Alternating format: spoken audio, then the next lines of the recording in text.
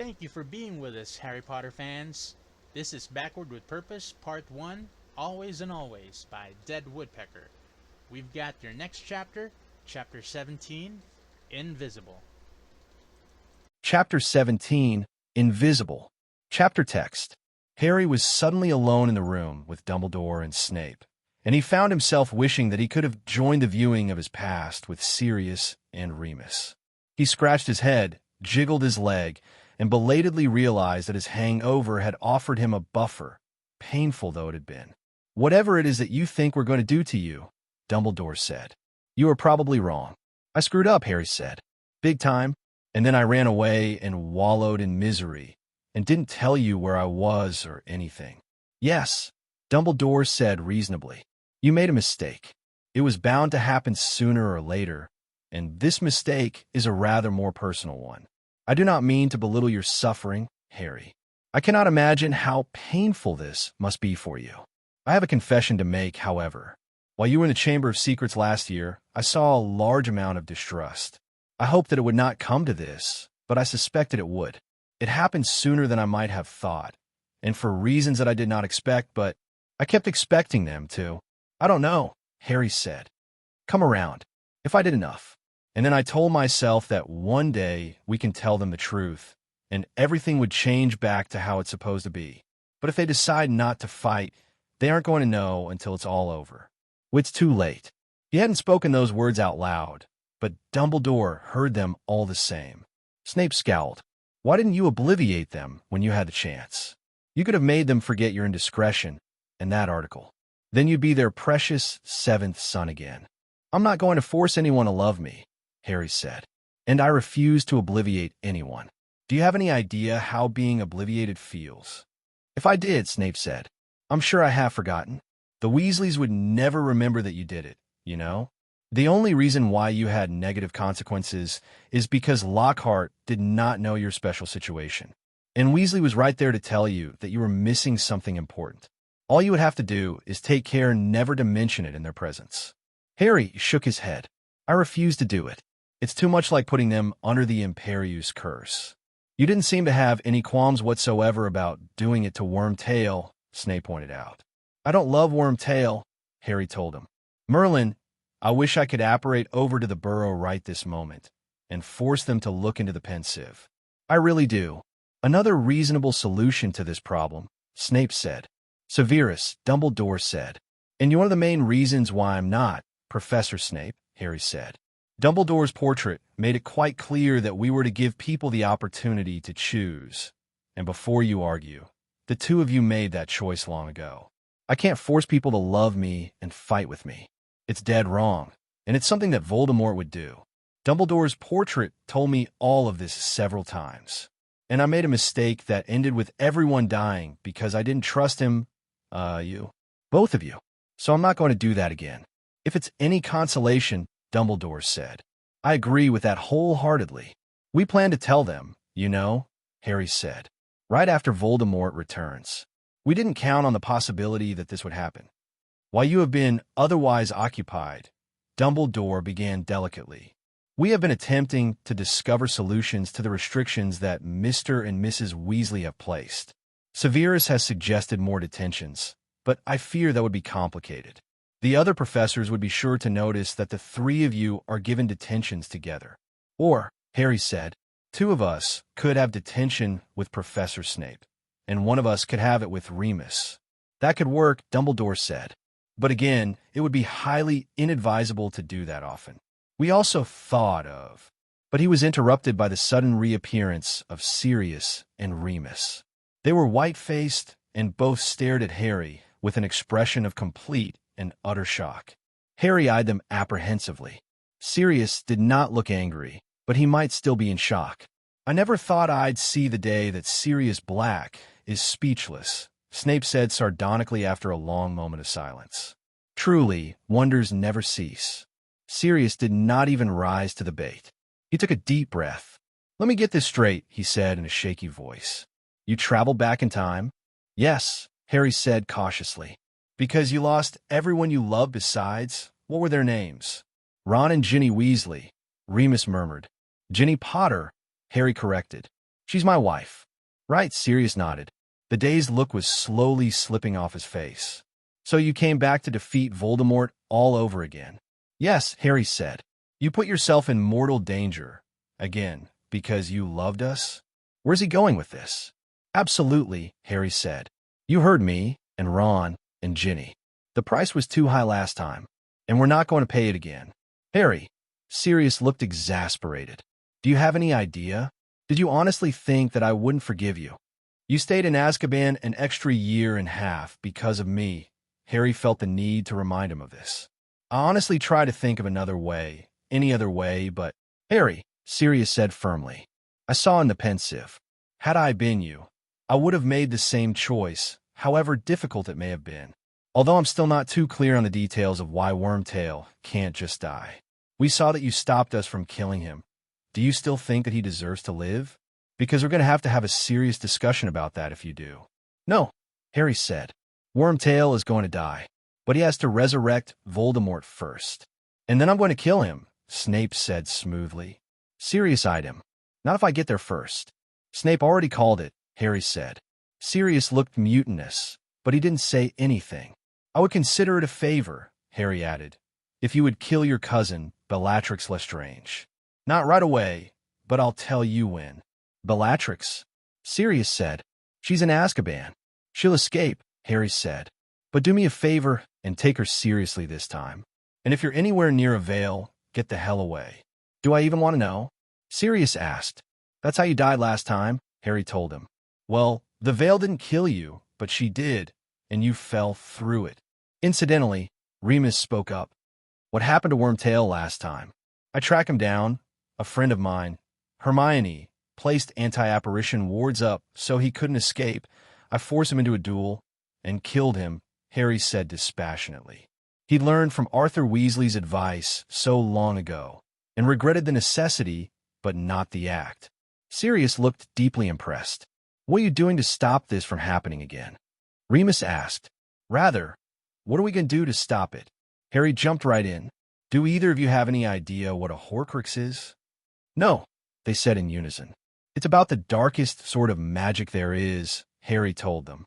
Voldemort split his soul and placed it in several different objects. And we know where all of them are, but some of them we can't get to yet. In order for Voldemort to die, they must be destroyed. He stayed alive, sort of when the curse he tried to kill me with rebounded onto him because of it. How many Horcruxes are there? Sirius asked. And what are they? Where are they? Remus added. He looked sickened and disgusted. Voldemort made 6 Horcruxes, Harry lied. Dumbledore looked at him sharply, but did not say anything. Snape did not react at all. Well, he actually hasn't made the 6th yet, I don't think. We've already destroyed 3 of them, and the next one will be rather easy to manage. But the last 2 will have to wait another couple of years to get. One is in the Lestrange's vault. One will be near Voldemort, I believe. And the last one is sitting at Grimmauld Place. What? Sirius said blankly. My parents' house? Your brother, Harry explained, found out about the Horcruxes. He died trying to destroy one. Regulus? Sirius said faintly. Yeah, Harry said. Which brings me to my next point. Sirius, please be kind, creature. He's had a rather hard time of it. Regulus found out about the Horcruxes partly because Voldemort used Creature to ensure that it was protected enough. And then, Regulus took Creature with him when he went to retrieve it and ordered him to leave him behind. First Snape, now Creature? Sirius asked incredulously. Are you sure that Voldemort isn't secretly our ally, too? Harry grinned. Well, I was saving that shot for a later date, but now that you've already figured it out. Remus snorted. He's got quite a bit of James in him, Sirius. Sirius shook his head. Nah, even James wouldn't have had the nerve to play the largest prank in the history of mankind against Voldemort himself. Dumbledore laughed aloud, booming sound that Harry didn't think he'd ever heard before. Soon, Harry felt his own laughter bubble up inside him and break free. He momentarily forgot about the Weasleys, and the fist that clenched around his heart lightened by a degree. Remus snorted. Snape had a smile, and Sirius looked around at them all, beaming, and some of the wasted look that came from so many years in Azkaban with the Dementors seemed to slide off his face. You would put it that way, Padfoot, Remus said, smiling. Sirius' smile changed from proud to wistful. Have you forgiven me then, Mooney? Remus looked shocked. Me forgive you? I'm the one. I should have known you'd never. I should have trusted you. Sirius' mouth opened and closed, and then he reached out and embraced Remus like a brother, and pounding him on the back. Harry saw that tears stood in Sirius' eyes as he pulled away, and in Remus. Harry rolled his own eyes. Is that why you've been avoiding any and all talk about Sirius this past year? You didn't think he'd forgive you? You're mad. Sirius and Remus turned to look at him, gaping. Is this from a man who apologized for coming back in time to save everyone? That's different. Is this touching display of forgiveness and friendship done yet? Snape asked sourly. As for who is mad, I suspect we all are. Although I can't decide who is more so, Potter or Black. Speaking of mad, Dumbledore interjected. We have several more things to discuss, not least of which is the fact that Harry is distrusted by a great many witches and wizards in the wizarding world. The article? Remus asked quietly. That's what began it, Dumbledore confirmed. But circumstances unforeseen by any of us have nursed it until it has grown. What began as a spark is now a glowing ember, and I fear that unless we take great pains to stop it, it will become something beyond our control. But we also can't do it directly, Snape said. We can't put an announcement in the Daily Prophet telling everyone that Potter is actually from the future, come to save us all from the Dark Lord. We'd all be thrown in St. Mungo's. And I've seen how this plays out, remember? Harry said, the instant Dumbledore starts backing me up, he'll be thrown out of the Wizengamot. No one believed that Voldemort was really back during my entire 5th year, and Dumbledore was painted with the same black brush that I was. We can't afford to let that happen, and I'm almost certain it would in this climate. Harry stretched and realized that he was becoming quite hungry. He thought longingly of the bags of chips and packets of beef jerky that he'd bought yesterday. When did they start believing you? Remus asked. Well, Harry said, Voldemort lured me to the Department of Mysteries. He made me think that Sirius was being tortured because he wanted me to retrieve the prophecy. Then he couldn't resist showing up, and a lot of people saw him, including Fudge. Anyone care to tell me what the hell everyone is talking about? Sirius was frustrated. Harry could tell. Dumbledore told him about the article. Do you know where all that information came from? Remus asked. We know it wasn't from either of us, Snape said. We swore the unbreakable vow to each other that we wouldn't tell unless Potter asked it. Something was very wrong with that statement. Harry thought furiously. He'd never actually seen the complex charm performed before, but he'd heard about it. Who was the third person? Sirius furrowed his brow. The Bonder. All hell pretty much broke loose after that. Dumbledore and Snape both paled and looked like figures made of wax for long moments. Then Snape stumbled and fell against the wall. Dumbledore bent over, breathing heavily, as though he had suddenly become quite ill with a stomach ailment. They've been obliviated, Harry said grimly. He knew the disorientation that came with having a memory charm challenged. Damn it.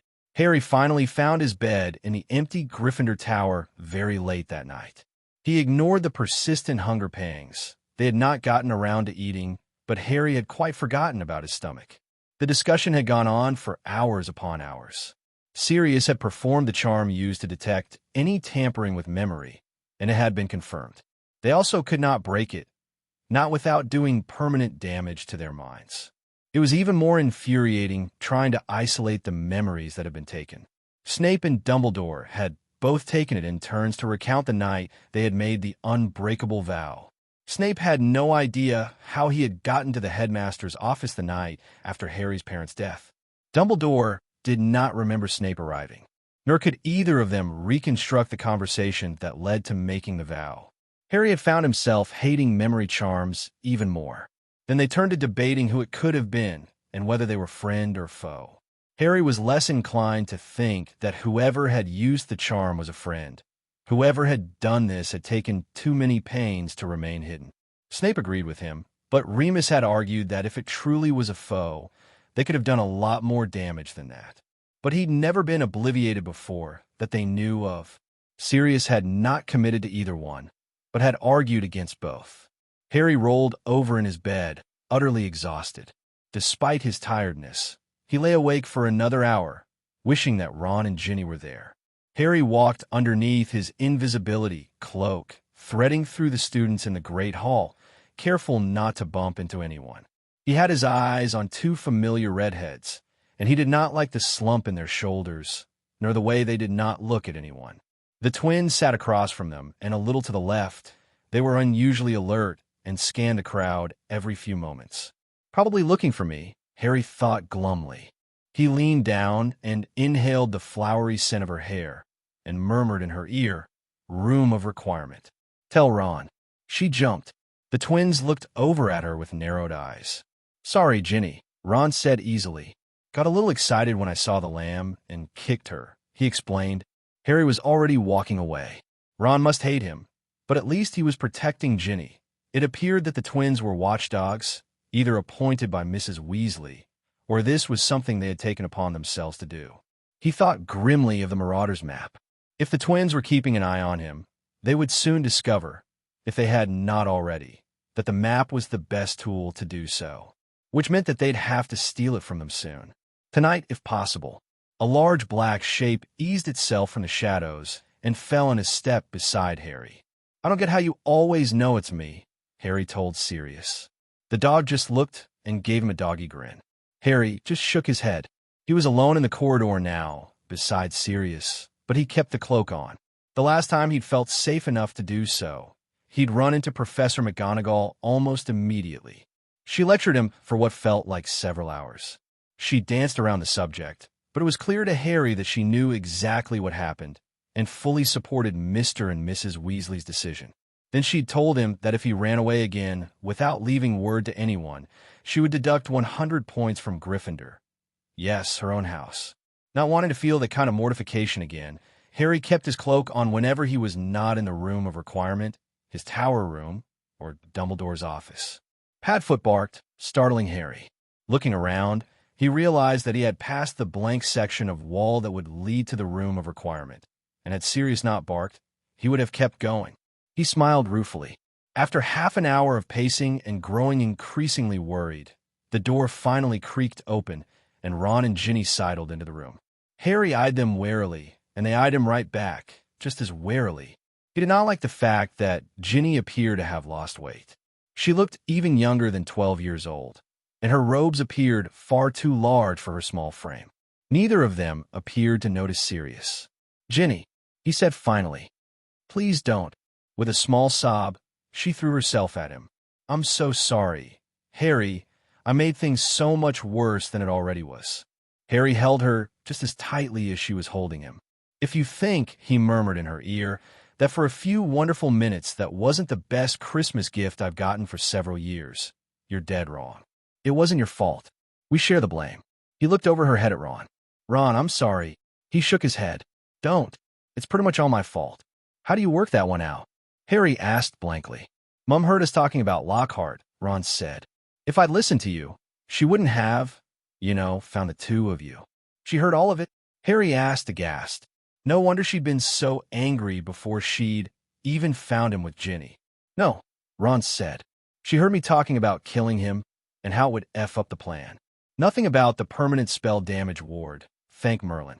I tried to explain it away. I told them I was just angry, but they didn't buy it. Not really."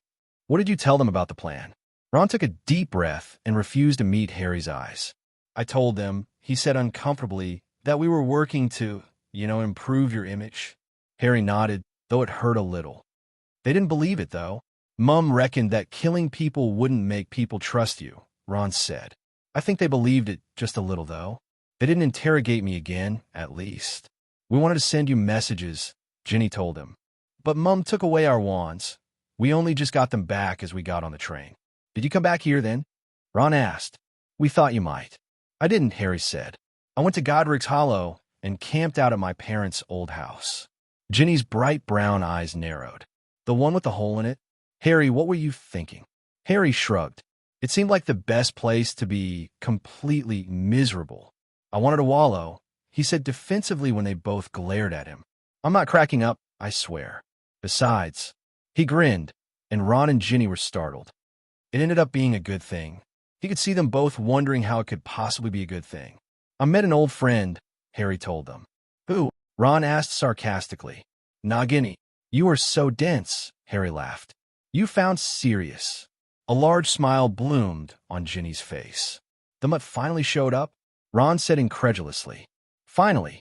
I happen to be purebred, Sirius said loftily, and it's more like I found him. Ginny paused for a second, looking unsure, and then launched herself at Sirius. I'm sorry, I know you don't know me, but you have no idea how wonderful it is to see you. Did Harry tell you about us? I'm Ginny Weasley. Ginny Potter, Harry corrected her. He's quite emphatic about that point, Sirius said. He hugged Ginny back, stepped forward, and shook Ron's hand. And I feel like I already know you both. Harry's talked a lot about you. Ron beamed. Suddenly, Christmas doesn't seem like it went so badly after all. We can't stay for much longer, Ginny said once they had stood around grinning at each other for a while. We're being watched, and the feast is about to end, I'm sure. Harry shook his head. You've got to stay for just a bit longer. Listen, we've got something to tell you. Albus and Snape, Sirius said grimly, have both been obliviated. We don't know who did it, and whoever it was knows the full prophecy, we think. What? Ron bellowed. Harry caught Ginny when she stumbled against him. Harry told them the precious little they had managed to find out for certain. All joy left their expressions, and their faces tightened with anger and fear. The ripple effect had not turned out to be so much of a ripple, but a whirlpool. I think, Harry said. I'm not sure, but I think that it was a Death Eater. Not one of the more insane ones like Bellatrix, but I was thinking it might be Rookwood. We never really heard that much about him last time, but he worked in the Department of Mysteries. He was an unspeakable. Or, if not him, then someone similar. I had my doubts at first, Sirius admitted, but I'm beginning to think that Harry may be correct. But didn't this happen after Harry got rid of Voldemort? Ron asked, why would a Death Eater do this if they thought he was gone? Rookwood, or whoever, knew the full prophecy, Harry said grimly. He had to have known that it hadn't been fulfilled. And maybe he figured out about the Horcruxes like Regulus did, but he didn't find it disgusting. We don't know. Snape said that Rookwood pretty much kept to himself, Sirius said, though he wasn't the only Death Eater that did so. He claims that Rookwood was subtle enough to play a long game. Or it could be a Death Eater we don't even know about, Harry said. Think of Wormtail. Hardly anyone knew that he was giving Voldemort information. Snape didn't even know, and Voldemort trusted him as much as he did anyone. Either way, Sirius said, we can't let Rookwood tell Voldemort what he may or may not know. How are we going to stop him? Ginny asked. She wrapped her arm around Harry's waist, and he squeezed her shoulder, offering her what comfort he could. We haven't quite figured that out yet, Harry said. We have a few years, at least, though I expect we'll have to do it sooner rather than later. I don't want to be worrying about it after Voldemort returns. Ron furrowed his brow. Are you thinking what I think you're thinking? And what's that? Harry asked. We're going to storm Azkaban. Ron said. Pretty much, yeah, Harry said. But we don't even know if it's that Rookwood bastard. No, we don't, Harry admitted. But if it is, and he tells Voldemort, it isn't just about the prophecy, Ron. We need Snape to be completely trusted by Voldemort. And if someone has been subtle enough to sit on this secret for so long, Sirius added, we're going to have to assume that they're also subtle enough to manipulate events in their favor. The goal is probably to kill Snape and give Voldemort the fullness of the prophecy. And that can't happen. Ron and Ginny gaped at him and then gaped at Harry. I know, Harry said sympathetically. It's a bit weird at first, seeing them getting along relatively well. I think it's because they met again under different circumstances. Finally, Ron and Ginny could no longer put off leaving. Ron was just stepping through the door when Harry remembered something. Ron, Harry said, steal the map from the twins if you can. He blinked. What do you mean if I can? Harry laughed. He did not have a chance to laugh at much of anything at all over the next few weeks. He did not know how what had happened with Ginny came out, and he did not particularly care to know whether it was the twins or Percy who had told. But it seemed as if everyone knew. He wandered around under his invisibility cloak. It was not the harsh stares from some of the girls that drove him to hide, although those did not improve his mood. But some of the older boys looked at him appraisingly, as if they respected him, and sometimes they said things, if they saw him, that made Harry want to kill them. Neville and Luna had immediately disregarded the rumors. "You'd never hurt Ginny," Neville said that first night he had returned. His face was bright red. Harry's was too. "I know that." "Thanks, Neville," Harry said. Luna had taken a rather different approach when she caught him in the hall. This was when he had not yet decided to hide himself. "Poor Arthur and Guinevere," she said sadly. "No one understands that you're soul mates, and have been for centuries." Thanks, Luna," Harry said. Later, he wondered if she'd really meant that no one understood that they were actually husband and wife and had come from the future. It was a possibility, but with Luna, he couldn't always tell. Hermione, however, gave him the cold shoulder for several days. She sat with Ron on the opposite side of the room from Harry during Ancient Runes and refused to speak to him unless he asked direct questions. That Friday, he pulled his invisibility cloak off and was shocked and gratified to see that Hermione sat right next to the seat he usually sat in. At first, she didn't say anything but took furious notes that Harry hoped she would allow him to copy later. But once Professor Octavius set them to translating a series of runes, she broke the silence. "Harry," she whispered. Her cheeks were pink. "I'm really sorry, I thought, but Ginny told me last night that, well, it wasn't, and that she'd started it." Harry nodded. "Thanks, Hermione," he said quietly. Then, because he felt extremely uncomfortable, he changed the subject. "Now, what's this rune?" Harry, Ginny, and Ron found very little time together. They generally managed on Thursdays because they all had a free period when Percy, Fred, and George did not. The Weasley brothers were very good at keeping their eyes on Ginny and Ron. Too good. But at least Ron had managed to steal the map away, which Harry had found out the afternoon following the return of the rest of the students. "Potter," Fred said inscrutably. Harry didn't say anything. "Were you in our dormitories last night?" George asked. His eyes were very hard. "No," Harry said honestly. "Good job, Ron," he thought. They exchanged looks. Fred's mouth tightened. "You'd better not have been. If we find out that you were, you'll never have another peaceful day at Hogwarts again." "Mum told us we weren't allowed to hex you," George said. "And we don't want to piss her off even more than she already is," Fred said. "Because of you," George continued. "But if you talk to our sister," Fred said, "or even go near her," George added. "We will hurt you," Fred finished. Harry had watched them walk away, but that same hollow ache that had been in his stomach since Christmas grew a little, and he couldn't afford to do any more wallowing, so he forced himself to ignore it. He had far more important things to think about, and he could not allow the Weasleys to distract him. Well, except for one Weasley, but she was a pleasant distraction, and she was more a Potter than a Weasley, anyway. One night in early February, Ginny was doing a very fine job of distracting him from all his worries. They were alone, for once, in the room of requirement, and a free hour stretched before them. They had already worked out a plan for retrieving the locket from Grimmauld Place and destroying it, and though it could not be done until the next Hogsmeade weekend, Harry did not feel any great sense of urgency. So he could simply sit and enjoy the feeling of Ginny's hand stroking his hair. "Harry," she broke the silence. "You meant what you said, right? About it being the best Christmas gift you've had in several years." "Of course," Harry said immediately. "How could you even ask that?" Her hand stilled. "Maybe because you haven't asked for a repeat performance. I thought maybe you." "You think I don't want you?" he interrupted incredulously. "You are joking? You've always been very firm about there being boundaries, Harry," she pointed out. "I worried that when you saw me that horrible afternoon, you saw someone who was actually 12 years old, and you didn't think it was attractive." "Ginny, you felt how attracted I was," Harry said, "and I'm that attracted to you pretty much every hour of every day." "My body isn't exactly fully developed," Ginny pointed out. "I worry that you'd feel dirty." "No," Harry shook his head. "I don't feel dirty. This is you were talking about. I can't help desiring you, because that's a part of the love I feel for you. And I don't regret or feel ashamed of anything about that. And," he added ruefully, "I'm not quite through puberty yet, in case you haven't noticed."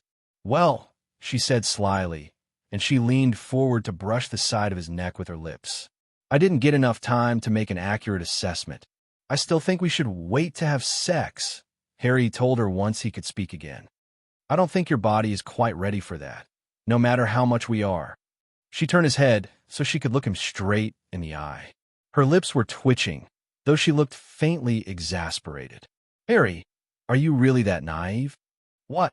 Harry said blankly. I want you to think back, she murmured in his ear. Remember when we first started dating? Your 6th year, my 5th. Of course I remember, Harry said. All those secluded areas of Hogwarts that we discovered together, she continued. He licked his lips. He remembered it vividly, because it had been one of the happiest times of his life. Those hours that felt like they had been part of someone else's life, and he could forget everything about Voldemort and the Horcruxes. We weren't having sex then, either, she told him. Let me know when you figure it out. Ginny was right.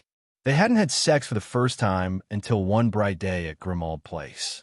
But during his 6th year, they'd explored far more than the private areas of Hogwarts. He'd put his invisibility cloak to a use that he did not think Dumbledore suspected, because they'd been naked half the time. Oh, finally there, are you? Ginny laughed. Harry laughed with her, and then he pulled her down onto the soft carpet next to him and kissed her.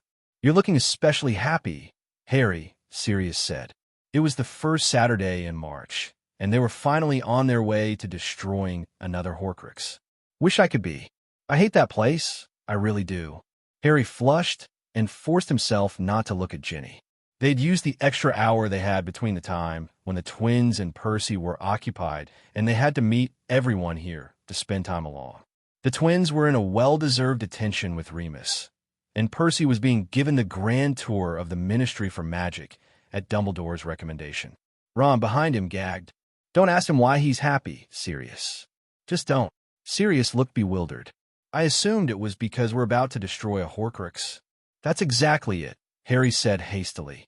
They were alone for the moment, but Snape and Dumbledore would probably show up at any time. I'm absolutely thrilled that we're finally going to get rid of the damn thing. And he was, but it wasn't the reason why he was happy. You're lying, Sirius said. What's going on? Did you figure out how we're going to get Rookwood out of Azkaban? No, Harry muttered. Ginny snorted.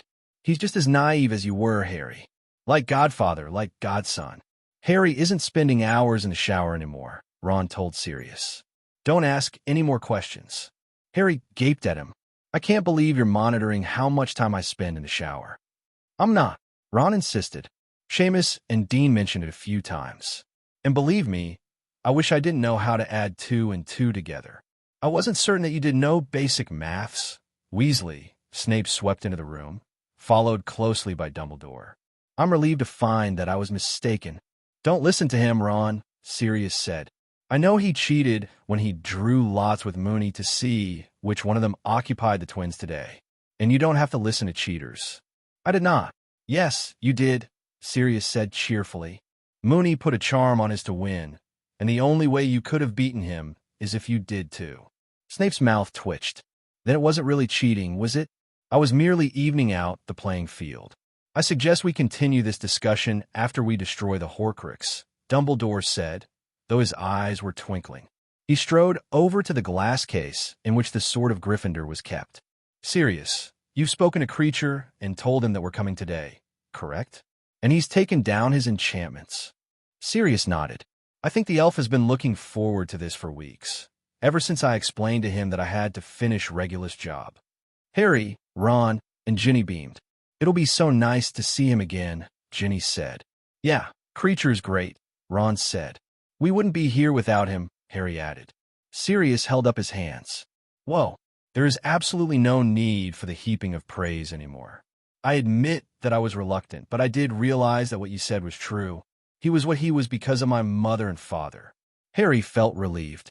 He was thankful for all that Kreacher had done in the future, but it got a bit wearing to constantly talk about him in front of Sirius. Good, Ron said. I was getting tired of it. Sirius stepped into the flue first and shouted Grimmauld Place. Within 2 minutes, all were blinking in the darkness of the basement kitchen. Harry grinned. Ginny had stood all over her. He patted her down. Ron pointedly looked the opposite direction. Master Sirius, Master Sirius. Creature's frog-like croak. He came running into the kitchen, and Harry noticed that the elf was being well treated. He looked as he had after Harry had given him the fake locket, clean and happy. Creature, Sirius said, I'd like to introduce you to some friends of mine. I've already told you about them, but here they are. Harry Potter, my godson, Ron and Ginny Weasley, Severus Snape, and Albus Dumbledore. I would really appreciate it if you treated them with respect. Of course, Master, of course. Creature said, Are they going to destroy the locket? Yes, Sirius said. And remember what I said about punishing yourself when you hear that word. Creature. Did you? Harry turned his attention to the table for the first time and saw that Creature had prepared a veritable feast for them. His mouth watered, and Ron's stomach rumbled loudly enough that it sounded like a small lion. Creature thought Master's guests would be hungry. Creature croaked. Let's get rid of the damn locket, Ron said. I'm starving. Creature placed it in the room with the tapestry. Creature said. Then he paused. Can Creature watch? Of course, Sirius said. Harry was happy to see that he looked at the elf with genuine fondness. Whatever resentment he had felt, and which had eventually led to his own death last time, was completely gone. And so, Harry noticed with great surprise, was the portrait of Mrs. Black. Where'd your mother go? I told Creature that he could put her in his new den. I've given him a large closet. He wouldn't take an actual room, Sirius said. That got her right off the wall, even with the permanent sticking charm. Creature had placed Slytherin's locket in a prominent position on a footstool. All the furniture had been cleared away from it, as though the elf had not known how much space would be needed. It was a little dramatic, but it felt right. Once this was destroyed, they would be that much closer to Voldemort's defeat. Harry. Dumbledore held out the sword to him, but Harry shook his head. He remembered how the Horcrux had used Ron's own insecurities against him, and he did not want to face what Voldemort would see in his heart. No, he said. I think someone else should destroy this. Not me, Ron said firmly. I will. Ginny stepped forward and took the sword from Dumbledore's grasp. I've always wanted to destroy a Horcrux. Harry wanted to say something to talk her out of it. He exchanged uncertain glances with Ron, who obviously felt the same way. He did not want her hurt. The wounds that it had left on Ron were easily healed. Harry had been able to tell his friend that he only thought of Hermione as a sister, and she felt the same way about him.